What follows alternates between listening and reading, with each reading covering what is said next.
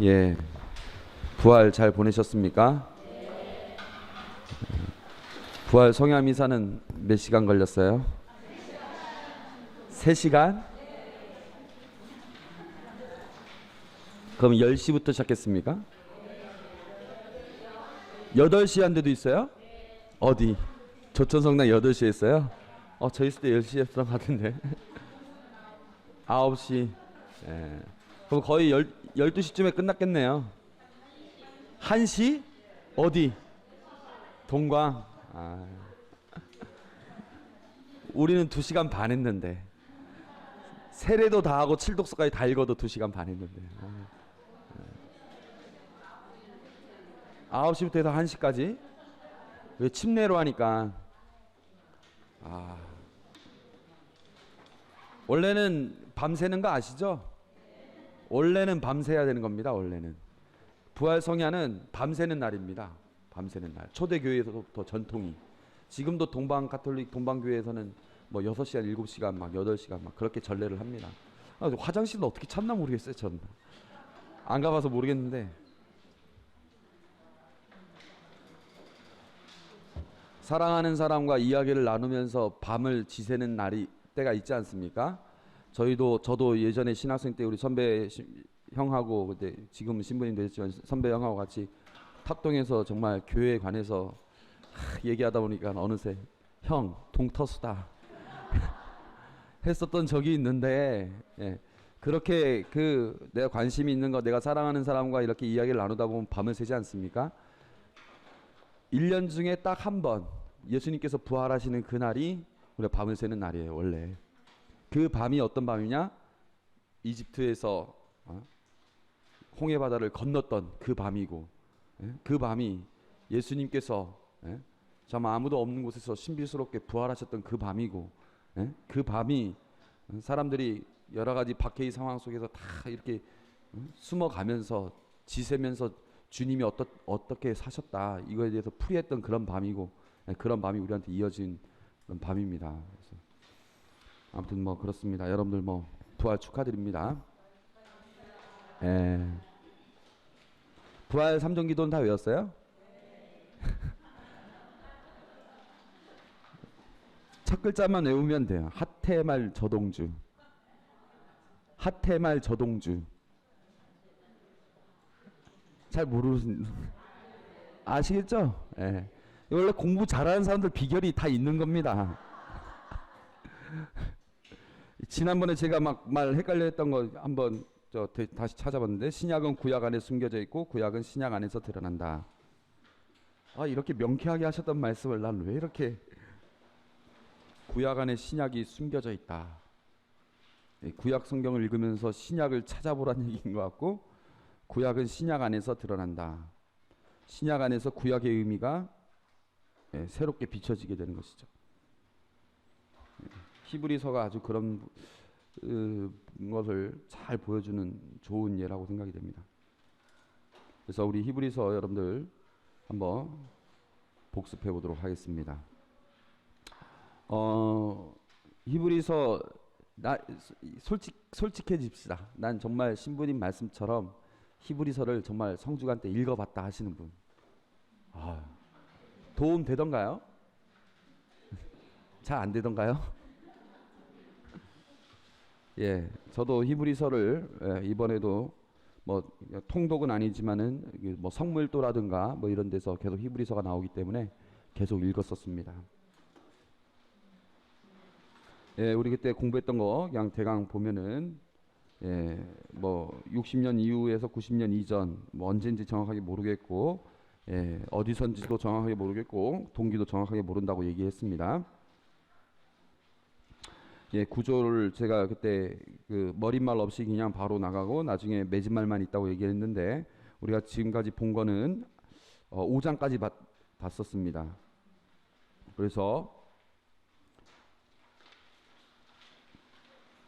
당신의 아들님을 통해 말씀하신 하느님 해가지고, 구원의 말씀, 인간과 같아 주신 뭐 이렇게 해서 제가 그때 두 부분 얘기했습니다. 하느님과 예수님의 관계에 있어서 천사들보다 위대하다. 인간과 예수님의 관계에 있어서 예수님은 천사들보다 위대하심에도 불구하고 인간과 같아지셨다. 이렇게 말씀드렸었습니다. 그래서 첫 번째 그렇게 얘기를 했고, 두 번째 이제 대사제 예수님에 대해서 얘기를 하면서 제가 사제란 무엇인지에 대해서 기본적인 내용을 얘기했어요. 그러니까 인간들의 뜻을 하나님께 전달하고 또 하나님의 뜻을, 하나님의 또 은총을 인간에게 전달하는 중재자 역할을 한다고 그렇게 얘기를 했었죠. 예, 그러면서 이제 예수님이 그것을 가장 탁월하게 보여주셨다에 대해서 제가 얘기를 했었습니다. 그래서 하나님께 대해서는 모세보다 더 성실하고 인간에 대해서는 인간을 언제나 동정하는 그런 예수님에 대해서 얘기를 했고, 예, 이 세 번째 부분은 넘어가도록 하겠습니다. 이제 네 번째 부분, 멜키체덱을 읽는 대사제 예수님. 그래서 7장 1절에서 10절은 대사제 멜키체덱, 그 다음에 11절에서 28절은 완전하고 영원한 대사제 예수님에 대해서 보도록 하겠습니다. 멜키세덱이라고도 하는데, 멜키체덱 좀 더 원어에 가깝게 그 용어가 좀 개정이 됐습니다. 그래서 멜키체덱 이렇게 우리가 읽을 수 있겠습니다. 7장 한번 보겠습니다. 이 멜키체덱은 살렘 임금이며 지극히 높으신 하느님의 사제로서 여러 임금을 무찌고 돌아오는 아브라함을 만나 그에게 축복하였습니다. 그리고 아브라함은 모든 것의 10분의 1을 그에게 나누어 주었습니다. 먼저 그의 이름은 정의의 임금이라는 뜻입니다. 그는 또한 살렘의 임금, 곧 평화의 임금이었습니다. 그는 아버지도 없고 어머니도 없으며 족보도 없고 생애의 시작도 끝도 없는 이로써 하느님의 아들을 닮아 언제까지나 사제로 남아 있습니다. 그가 얼마나 위대한지 생각해 보십시오. 뭔 말인지 알겠습니까? 예? 알아지겠어요? 창세기 14장을 보도록 하겠습니다. 14장 17절. 자, 찾았죠? 아브라함이 크도를라오메르와 그와 연합한 임금들을 치고 돌아오자 소그돔 임금이 사회 골짜기 곧 임금 골짜기로 그를 마중 나왔다. 살렘 임금 멜키세덱도 빵과 포도주를 가지고 나왔다. 그러니까 이 민족과 싸워서 이기고 나왔는데 멜키세덱이 이렇게 나왔다는 거죠. 그리고 그는 지극히 높으신 하느님의 사제였다. 아브라함은 하느님을 믿는 최초의 인물이죠. 뜬금없이 지극히 높으신 하느님의 사제가 나타난 거예요. 그는 아브라함에게 축복하며 이렇게 말했다. 하늘과 땅을 지으신 분, 지극히 높으신 하나님께 아브라함은 복을 받으리라. 적들을 그의 손에 넘겨주신 분, 지극히 높으신 하나님께서는 참여 받으소서. 아브라함은 그 모든 것의 10분의 1을 그에게 주었다. 이 내용이 멜키세덱에 관련된 성경의 모든 내용이 이거밖에 없어요. 이거와 관련된 뭐 멜키세덱이 어디서 어떻게 태어났고 뭐 이런 얘기 전혀 없고, 뜬금없이 아브라함에게 나타났는데 임금이며 사제였고, 그 다음에 뭐 전혀 소개도 없고 그냥 와가지고 그냥 축복해주고 아브라함은 그냥 10분의 1을 주고 그걸로 끝이에요. 전혀 나온 게 없어요. 보통 성경에서는 어느 한 사람에 대해서 나올 때 그 사람이 어떤 사람인지 얘기를 합니다. 예수님을 부를 때도 나자렛 사람들이 뭐라고 하냐면 요셉의 아들 예수 이렇게 부릅니다. 그죠? 그 다음에 우리가 예를 들어서 베드로 그 제자들도 얘기할 때 그는 제베데오의 아들이었다, 알페오의 아들이었다 이런 얘기들을 하죠. 예, 그렇게 출신을 얘기합니다. 유다 지파의 누구가, 구약 성경에서 특히 레위 지파의 누구가 이런 식으로 얘기가 나옵니다. 근데 멜키세덱에 관해서는 전혀 없고 그냥 멜키세덱이라는 사람이 그냥 하느님의 지극히 높으신 하느님의 사제고 살렘의 임금 이렇게만 나옵니다.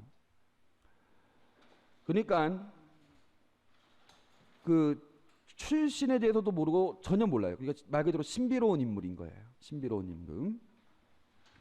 근데 그래서 출생, 집안 등에 관한 기록이 없는 신비의 인물인데, 멜키체덱, 멜키는 임금이란 뜻입니다. 예, 멜키는 나의 임금 이런 뜻입니다. 체덱은 정의라는 뜻이에요. 예. 그래서 여기 보면은 그의 이름은 정의의 임금이라는 뜻입니다. 이렇게 되어 있죠. 그 다음에 살렘의 임금, 살렘은 샬롬하고 같은 말입니다.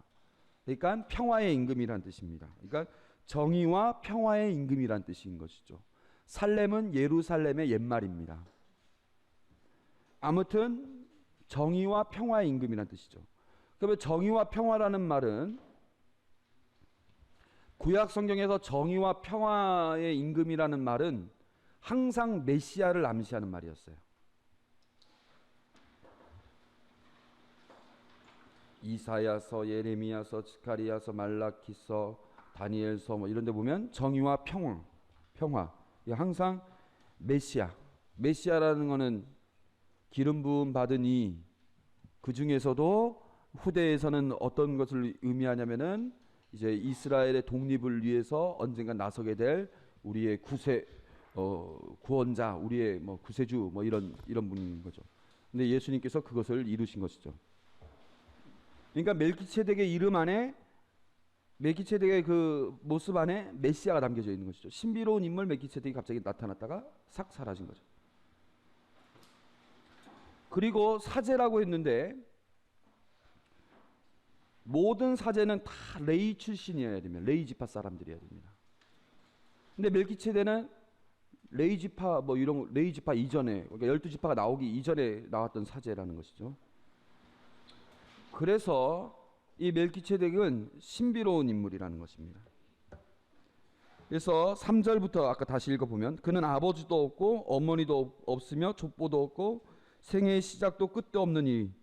그러니까 이 멜기세덱은 갑자기 뜬금없이 나와서 아브라함에게 그 11조를 받았는데 하느님의 아들을 닮아, 메시아의 모습을 닮아 언제까지나 사제로 남아 있습니다. 그러니까 영원한, 그러니까 멜기세덱이 이렇게 신비의 인물로 남아 있는 것만큼 영원성이 있는 것이죠, 그 사람한테.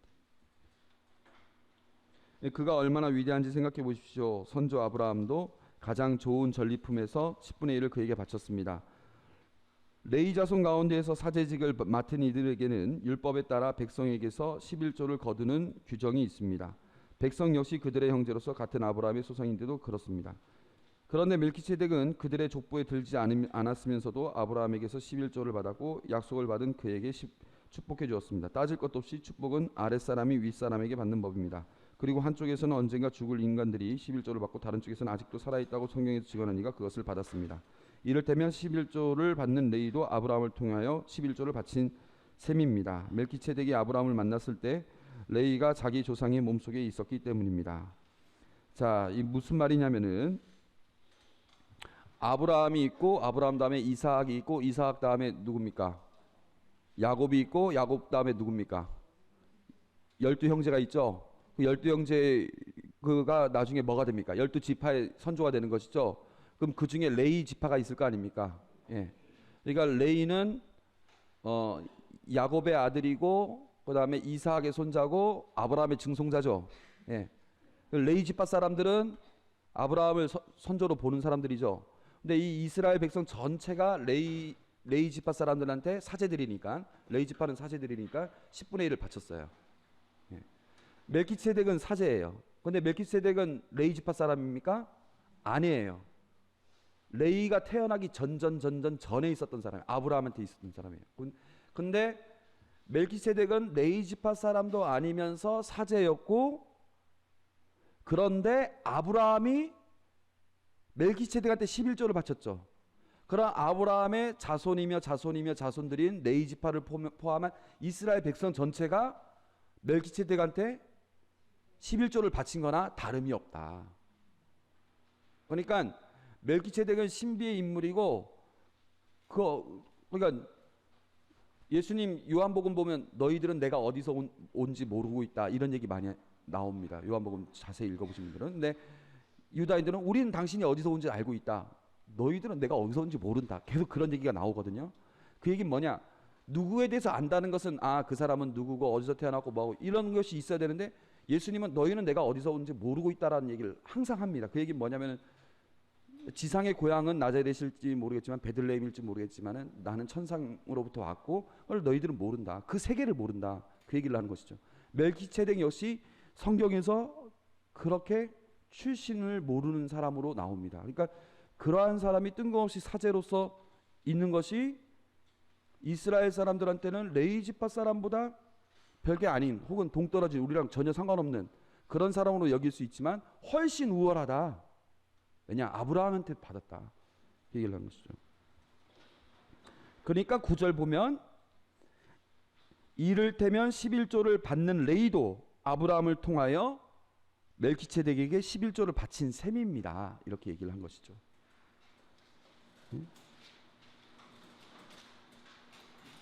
그러니까 7절부터 다시 보면 따질 것도 없이 축복은 아랫사람이 윗사람에게서 받는 법입니다. 그러니까 멜키체덱이 아브라함을 축복했다는 것이죠. 그럼 뭡니까? 멜키체덱이 아브라함보다 윗사람이라는 것입니다. 그리고 한쪽에서는 언젠가 죽을 인간들이 11조를 받고 이거는 레위 사람들을 말하는 거예요. 레위 지파 사람들은 다 뭐 살다가 죽는 거죠. 당연히 우리도 마찬가지지만 다른 쪽에서는 아직도 살아있다고 성경에서 증언한 이가 그것을 받았습니다. 왜? 멜키체덱은 언제 태어났는지 출신은 어떤지 언제 죽었는지 전혀 없어요. 그러니까 영원하다는 그런 믿음이 있는 거죠. 멜키체덱 안에는. 그래서 여기 7장 17절 보세요. 시편 110편 내용이 나오죠. 너는 멜키체덱과 같이 영원한 사제다. 그러니까 이스라엘의 믿음 안에는 멜키체덱이라는 신비로운 인물을 영원한 사제로 보고 있는 겁니다. 누구를 가리키면서 멜키체덱과 같이 영원한 사제다라고 얘기를 하느냐? 이거는 원래는 시편 안에서는, 그러니까 시편은 예수님 태어나기 훨씬 전에 몇백 년 전에 쓰여진 작품이니까 예수님 태어나기 전에 사람들은 이 시편을 읽으면서 항상 왕을 생각하면서 얘기를 했겠지만은 나중에 아까 뭐라고 했어요? 구약은 신약 안에서 드러난다 이렇게 했죠. 나중에 신약을 통해서 보니까 이거는 예수님을 예언하는 노래였던 것이죠. 그래서 11절부터 보면 백성은 레위의 사제직을 바탕으로 율법을 받았는데 만일 그 사제직으로 완전성에 이를 수 있다면 아론과 같은 사제를 임명하지 않고 멜키체덱과 같은 다른 사제를 세울 필요가 어디 있었겠습니까? 아론은 이제 레위 지파인 것이죠. 그러니까 아론은 그냥 태어나면서 그냥 을에 그냥 자기가 사제 직분을 받고 그냥 그렇게 살아가고 그 11조를 통해서 자기가 살아간 하나의 직업과도 같은 사제직이고 지상적인 사제직이고 그냥 끝나고 없어지는 사제직이지만 멜키세덱은 직업과 같은 사제직이 아니라 그냥 하늘로부터 뚝 떨어져 나오는 사제직인 것이죠. 사제직이 변하면 율법에도 반드시 변화가 생기기 마련입니다. 여기서 말하는 분은 다른 지파에 속하신 분으로서 그 지파에선 아무도 제단에서 직무를 수행한 적이 없습니다. 우리의 주님께서 유다 지파에서 나오신 것은 명확합니다. 그러니까 예수님은 아론의 사제직을 이은 것이 아니라 멜키세덱의 사제직을 이었다. 그 말을 하고 싶은 겁니다. 레위 지파가 아니다.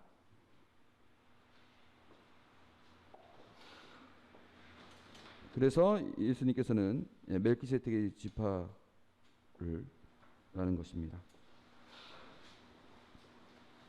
이거 뭐 쭉 다 얘기를 하면 좋겠지만 아무튼 넘어가고요.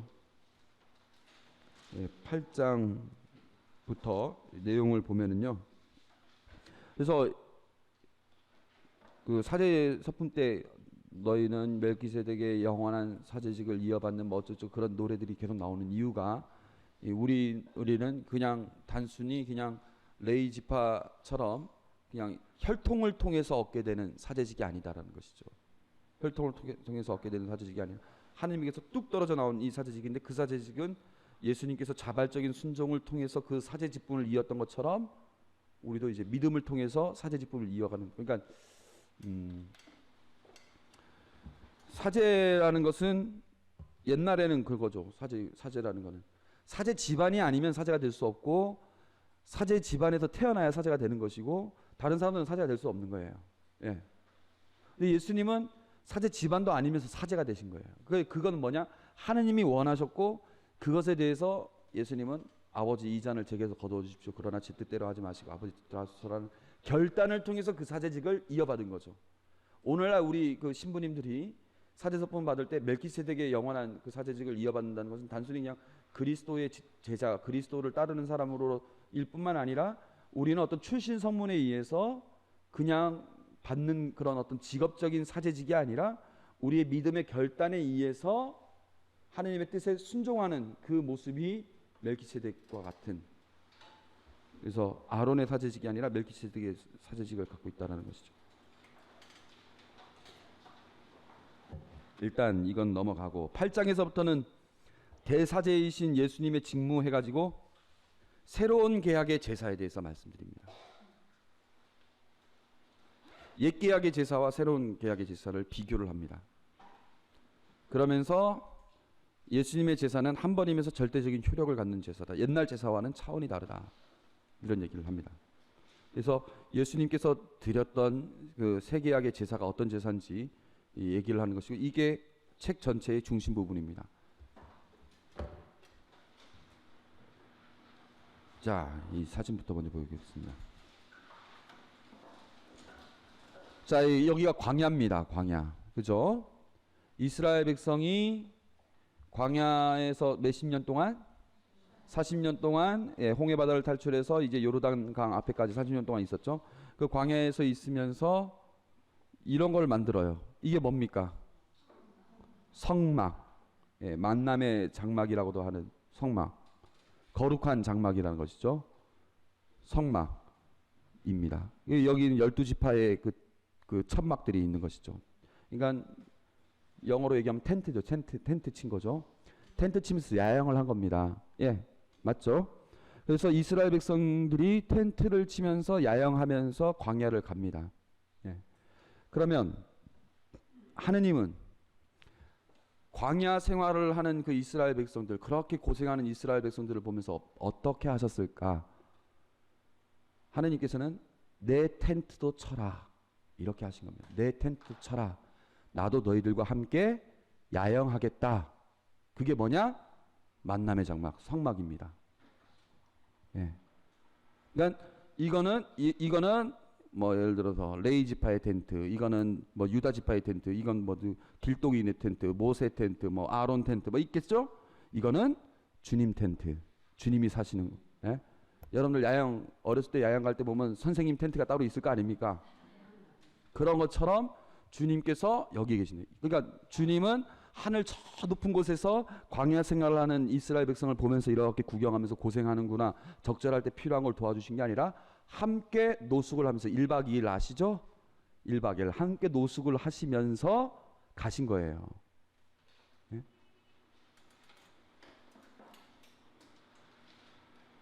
이게 이제 그때의 모습입니다. 여기 이렇게 분향제단을 드리고 여기서 분향을 하고, 이 안에 이렇게 이게 그 탈출기에 나와 있는 그 모습대로 이거 만든 겁니다. 재현한 사진입니다. 그리고 안에 이렇게 보면은 여기 이제 분향제단 드릴 수, 번제를 드릴 수 있는 곳, 여기 분향제를 드릴 수 있는 곳, 그리고 요 부분, 이게 뭐냐면은 휘장입니다. 그럼 여기는 뭡니까? 지성소입니다. 이스라엘 백성이 여기에 뭐가 있었냐면은 계약의 궤가 있는 것이죠. 그래서 모세마저도 이 안에는 함부로 들어갈 수 없었던 것이죠. 그리고 이후에 이게 만남의 장막 안에 있는 휘장입니다. 이 안에 이렇게 들어가기도, 여기서 이제 그 분향제를 드릴 수 있는 것이고, 여기가 성소고 안에는 지성소고, 만남의 장막이 그렇게 되어 있는데, 자, 여러분들 이 안에, 그러니까 이 만남의 장막을 중심으로 해서 제사가 이제 바쳐지게 되는 거죠. 사제가 계속 제사를 바치는데, 그 제사를 드리는 이유가 뭡니까? 하나님께 참여와 감사, 또 내 죄를 속죄하기 위해서. 그러면 하나님한테 감사의 제사를 드린다는 그 의미가, 하나님이 고기도 삶아주고 태워주고 뭐 구워주거나 삶아주거나 뭐 태웠겠지만 아무튼 그렇게 하고 곡식도 주고 빵도 주고 하면 하나님이 그거만 받아 먹어가지고 막 좋아가지고, 아유 너네가 진짜 나 감사하게 생각하는구나, 너네가 나 참 뉘우치게 생각하는구나, 뉘우치고 있구나, 그런 걸 알아가지고 하나님께서 그거 막 배부르게 먹어가지고 좋아하게끔 하는 게 그게 제사일까요? 예? 함께 나누기 위해서. 예. 이 제사의 의미에 대해서 여러분들 잘 생각을 해야 돼요. 왜 우리가 제사를 드릴까? 왜 우리가 제사를 드릴까? 그러니까 하는 그 제사라는 것은 하느님과 함께하는 식사예요. 그러니까 여러분들이 뭐냐면은 우리 민족이 있고 다른 민족이 있는데 우리 집 사람들이 있고 다른 집 사람들이 있는데 두 사람들과 서로 자주 만나려면 뭘 해야 되느냐? 식사를 일단 해야 되는 거죠. 예? 두 집안이 서로 싸웠다. 그럼 뭐부터 하냐? 식사부터 하는 겁니다. 식사부터. 지난 주일날 강정마을에서 반대파도 있고 찬성파도가 지금 6년 동안 계속 서로 제사도 같이 안 하고 뭐 벌초도 같이 안 하고 이렇게 하지 않았습니까? 근데 지난 주일날 그 강정마을에서 찬성 측 반대 측 하지 말고 우리 화해를 하자. 그래가지고 일단 화해의 첫발, 막 갑자기 화해를 할 수는 없지만 첫발을 내딛자 해가지고 맨 처음에 한 게 뭐냐? 식사였습니다. 일단 밥부터 먹자. 네? 몸국 끓이고 돼지고기 삶아가지고 서로 그렇게 먹었어요. 네? 그래서 일단은 뭐 찬성 반대를 떠나서 일단 우리가 예전 강정이 얼마나 화합이 잘 됐던 마을인데 지금 왜 이렇게 됐냐? 일단 우리가 서로 이것부터 풀자 이렇게 해서 했어요. 식사라는 게 참 중요해요. 이스라엘 그 옛날 구약 시대에서도 식사는 아주 중요한 부분이에요. 네? 식사는 아주 중요한 부분. 그러니까 하나님께서 나에게 제사를 바쳐라 하는 이유는 뭐냐? 계약을 맺었다는 거죠. 나는 너희의 하느님이 되고 너희는 나의 백성이 된다. 우린 뗄래야 뗄 수 없는 완전히 그 결혼한 것처럼 뗄래야 뗄 수 없는 관계가 됐어요. 그럼 그 관계를 계속 이루기 위해서 너희들과 내가 자주 식사를 갖자라는 겁니다. 그게 제사의 의미입니다. 그래서 저 성소에서 계속 제사를 이렇게 하는 것이죠.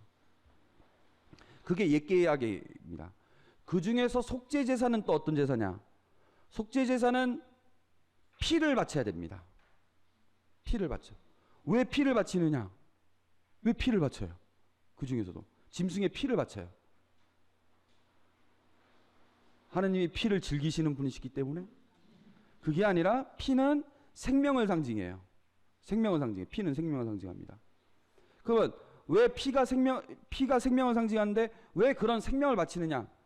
내가 누군가한테 잘못을 했을 때 나 너한테 진짜 잘못했다. 진짜 죽을 죄를 졌다. 라는 것을 표현하기 위해서 할 수 있는 건 뭐냐?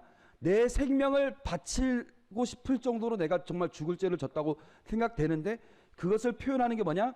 내 생명은 상징할 수 있는 짐승의 피를 바침으로써 내가 그만큼 내가 깊이 속죄하고 있다는 걸 보여주는 게 피를 바치는 그 행위입니다.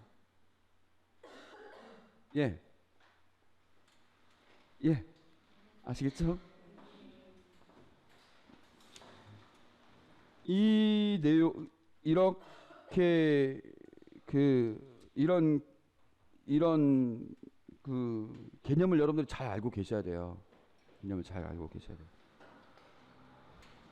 그러니까 여러분들 보통 미사예물도 막 내가 5만 원 담으면 10만 원 담으면 20만 원 담으면 30만 원 담으면 뭐 하나님께서 더 들어주시고 뭐 누구 돌아가시면 뭐 100일 미사를 드려야 될지 50일 미사를 드려야 할지 뭐 3일 미사를 드려야 할지 막 이런 그런 게 중요한 게 아닙니다.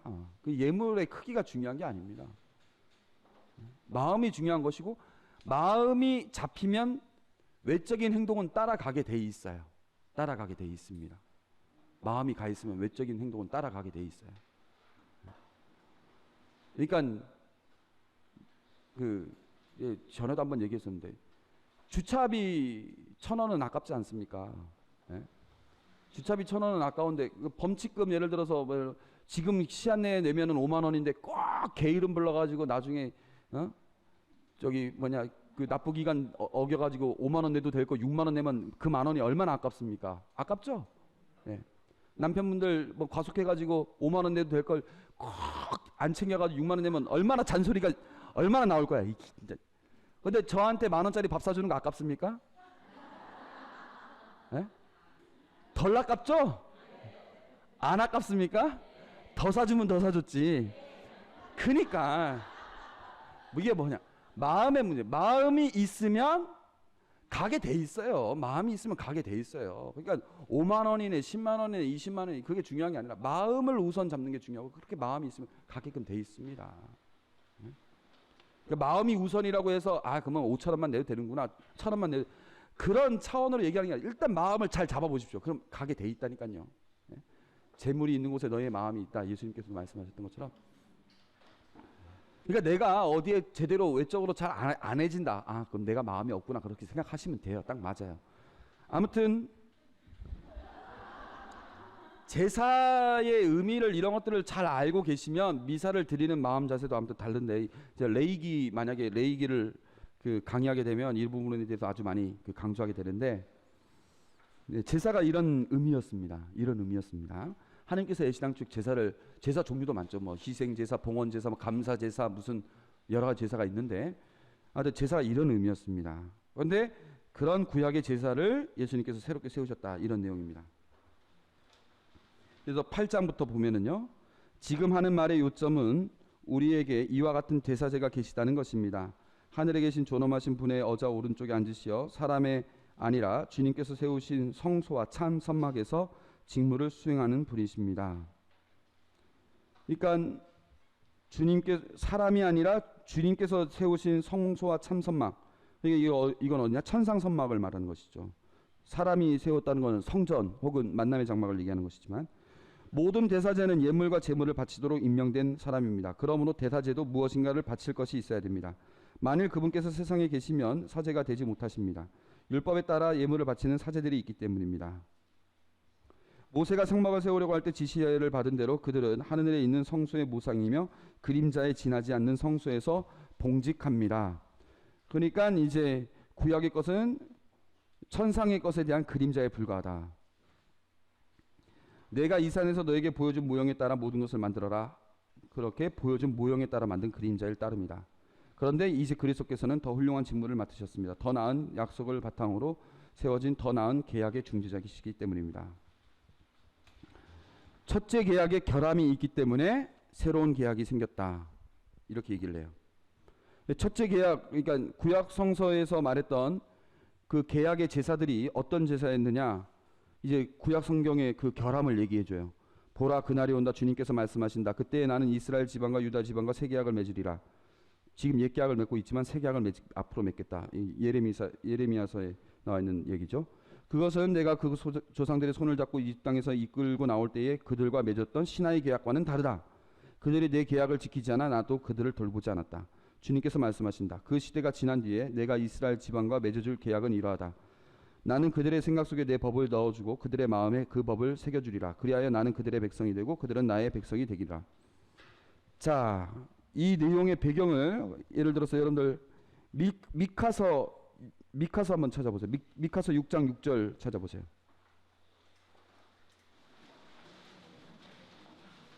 미카서 6장 6절. 구약 성경 2297페이지입니다. 6장 6절.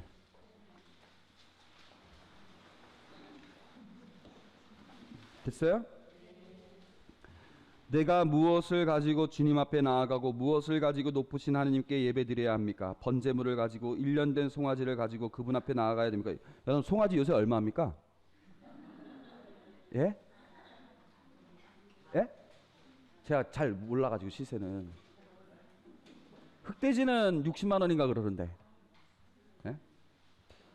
송아지는 한 200만 원 합니까? 예? 많이 떨어졌어요? 예. 수천 마리 수양이면, 만 개의 기름강이면 주님께서 기뻐하시겠습니까? 수천 마리 수양이면 얼마? 예? 만 개의 기름강이 얼마겠습니까? 뭐 수억이겠죠, 수억. 내 죄를 벗으려면, 내 마다들을, 내 지약을 갚으려면 이 몸의 소생을 내놓아야 합니까? 속죄 제사를 드리는데 내가 얼만큼 내놔야 저의 죄를 씻어주시렵니까? 사람아, 내가 너에게 요구하는 게 무엇인지 나 이미 얘기했다. 공정을 실천하고 신의를 사랑하며 겸손하게 내 하느님과 함께 걷는 것이 아니냐, 이렇게 얘기를 했어요. 자, 옛 계약의 제사에서의 결함은 바로 이런 것이었습니다. 계약을 맺었어요. 제사를 했어요. 제사는 하느님과 만남을 갖기 위한 거예요. 그 만남을 방해하는 게 죄였어요. 그러면 내 피를, 짐승의 피를 바치면서 내가 정말 그 속죄한다는 것에 대한 마음을 드리면서 제사를 갖게끔 했어요.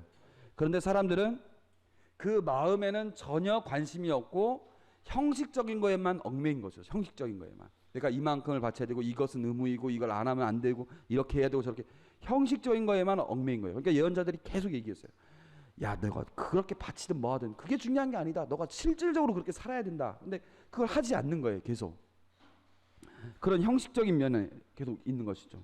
사제들 자체도 그 제사를 드리면서 계속 등쳐먹고 막 이렇게 했었던 것이죠.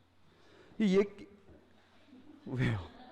왜 웃으시니까 괜히 제가 찔리네? 이거 예언서 할 때 보면 진짜 기가 막힌 표현들이 정말 많이 나옵니다. 아무튼 그런 결함들이 있었던 제사들이 있었는데 예수님께서 하셨던 새로운 계약의 제사는 전혀 다르다는 것입니다. 9장 11절. 그리스도께서는 이미 이루어진 좋은 것들을 주관하시는 대사제로 오셨습니다. 이전의 사제들과는 전혀 다르다. 그분께서는 사람의 손으로 만들지 않은 곧 피조물에 속하지 않는 더 훌륭하고 더 완전한 성막으로 들어가셨습니다. 염소와 송아지의 피가 아니라 당신의 피를 가지고 단 한 번의 성소로 들어가시어 영원한 해방을 얻으셨습니다. 염소와 황소의 피 그리고 더러워진 사람들에게 뿌리는 암송아지의 죄가 그들을 거룩하게 하여 그 몸을 깨끗하게 한다면 하물며 영원한 영을 통하여 흠없는 당신 자신을 하느님께 바치신 그리스도의 피는 우리의 양심을 죽음의 행실에서 얼마나 더 깨끗하게 하여 살아계신 하느님을 섬기게 할 수 있겠습니까? 그러므로 그리스도께서는 새 계약의 중개자이십니다. 자, 제가 아까 뭐라고 했냐면은 내가 죄를 지었으면 어떻게 해요? 짐승을 잡아가지고 그 피를 뿌리죠. 예. 그러면서 하나님께 그 제사를 받죠. 근데 그걸 내가 짐승을 사서 내가 직접 잡아서 내가 직접 뿌립니까? 누가 합니까 그걸? 사제가 하겠죠. 왜? 사제가 중재자이기 때문에. 그럼 내가 그런 마음을 갖고 왔을 때에 사제가 그 짐승의 피를 딱 잘라가지고 그걸 피를 쫙 뿌리면서 하나님께 이 사람이 이런 사람입니다라는 걸 알려주고 그럼 하나님께서 주시는 그 용서를 이 사람한테 선포를 하는 거죠. 사제가. 예수님은 사제다. 어떤 사제냐? 우리들이 죄를 지었어요. 그럼 우리들의 그 죄의 값을 우리가 속죄하고 우리가 정말 속죄하고 우리가 회개하고 이런 것들에 대해서 예수님께 우리에게 이런 마음을 예수님께 드리면 예수님은 그것에 대해서 피로써 근데 짐승을 잡아서 죽이는 피가 아니라 당신의 피로써 직접 당신 자신이 제물이 되셔서 이 사람이 이렇게 죽을 죄를 졌습니다라는 것을 짐승의 피가 아니라 당신이 친히 죄 없으신 당신이 친히 짐승이 죄가 뭐가 있습니까? 짐승은 아무런 죄가 없죠. 근데 그 죄 없는 그 짐승을 잡아 죽였던 이유는 내가 그렇게 죽을 죄를 지었는데 짐승의 그 피로 대신해서 이렇게 뿌리는 거 아닙니까? 그러니까 우리가 죽을 죄를 지었는데 그것에 대해서 예수님께서 그런 우리의 마음을 당신의 피로써 뿌림으로써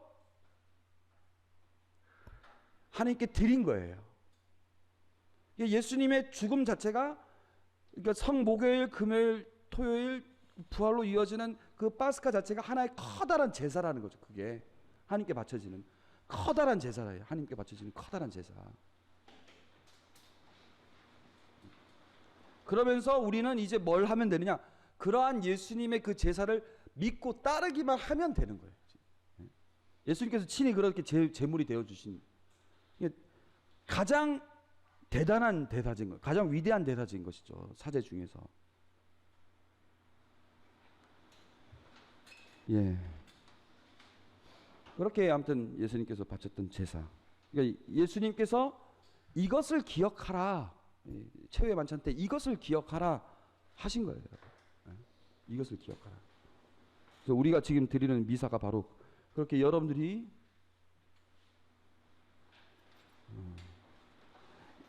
그 미사의 의미가 얼마나 얼마나 오묘한지 모릅니다. 그 빵과 포도주는 뭐를 상징하냐면은 빵을 바칠 때 사제가 뭐라고 기도한지 여러분 기억나세요? 오늘의 주 하나님 참여 받소서 저희가 땅을 일구어 얻은 이 빵을 주님께 바치오니 생명의 양식이 되게 하소서. 포도를 바치면서 오늘의 주 하나님 참여 받소서 저희가 포도를 가꾸어 얻은 이 술을 주님께 바치오니 구원의 음료가 되게 하소서. 이 얘기는 뭐냐면은 빵이라는 것은 그냥 단순히 빵이 아니라 우리의 땀으로 일구어진 모든 것을 상징하는 겁니다. 그러니까 여러분들이 살아가면서 고생했던 거, 고생하면서 죄 지었고 때로는 보람된 순간도 있고 기뻤던 순간도 있고 슬펐던 순간도 있고 여러분들이 아주 살아가면서 겪었던 모든 것들을 다 집 앞에서 빵으로 나온 겁니다. 예? 그걸 여러분들의 삶의 그 모든 것들, 예? 결실도 있을 것이고, 그러니까 기쁨의 결실도 있을 것이고, 죄악의 결실도 있을 것이고, 이런 모든 것들이 있지 않습니까? 그걸 다 빻아가지고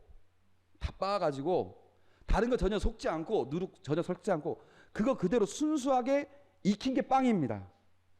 예.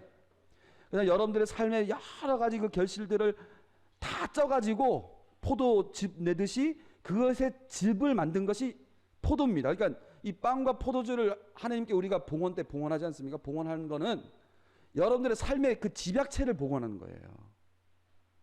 근데 여러분들 우린 그렇게 봉헌 안 하는데 우린 돈을 봉헌하는데 그게 아니라 여러분들이 이렇게 사제가 그렇게 바치는 때에 그거는 여러분들이 바치는 것이고 그거에 동참하는 마음으로 여러분들이 봉헌금을 내는 것이죠. 그래서 여러분 삶의 집약체입니다. 그 집약체 전체를 하나님께 드려요.